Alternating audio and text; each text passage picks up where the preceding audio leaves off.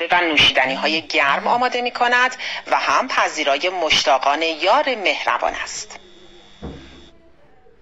حدود 20 کیلومتر که از مرکز استان دور شدیم به روستای خوش آب و هوای ارکان رسیدیم.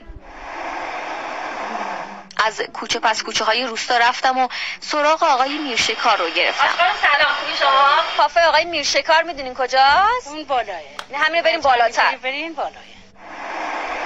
سلام آقای میرشکار، خوبه شما؟ خسته نباشید.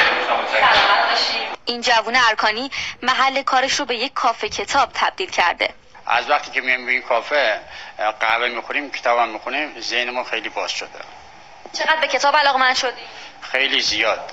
ما حقیقتش هر روز صبح میایم اینجا کتابم میخونیم. اگه اهل کتاب باشی حال دلت خیلی خوبه. بعدش خیلی خوبه که داخل این روستا یه مکانی هست که هم میای قهوه‌تو میخوری، هم کتابتو میخونی، تجربه دیگران استفاده میکنی. این جوون ارکانی میگه کتاب خوندن باعث میشه با چالش‌های زندگی راحت‌تر برخورد کنیم. کتاب خوندن باعث میشه آگاهی ما نسبت به زندگی خیلی بیشتر بشه و با مشکلاتی که پیش رو داریم راحت‌تر بتونیم باهاشون کنار بیاییم. فرقی نمیکنه بزرگسال باشی یا خردسال، هر کسی به هر نحوی از این کتاب‌ها استفاده میکنه. خیلی خوبه، خیلی. جوانم میاد اینجا کتاب میخونه، من میام اینجا تماشا میکنم، کیف میکنم. اینجا که آدم صبح میاد کلا انرژی مثبت، هم به خاطر قهوه خوردن هم مطالعه‌ای که داری تو اون تایم. باشگاه 5 صبحی ها آخرین کتابی است که آقای میرشکار خونده. من تا الان کتابای خیلی زیادی خوندم، از جمله هنر ظریف بیخیالی و 4 اثر.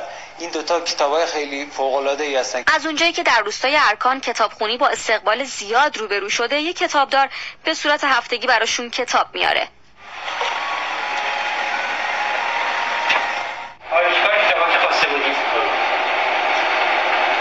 تماس میگیرم با و من انواع اقسام کتاب‌ها از روانشناسی گرفته رمان، تاریخی براشون میبرم کافه و اونجا به مشتری‌ها عرضه میکنن. از وقتی که ایشون اومدن و کتاب از کتابخانه براشون میبرم، کتابخونه‌های ما هم بیشتر شدن. روستای ارکان 600 کتابخونه فعال داره. آقای میرشکار یکی از 13500 کتابخوان روستایی خراسان شمالی است. فاطمه عطایی، خبرگزاری صدا و سیما، روستای ارکان.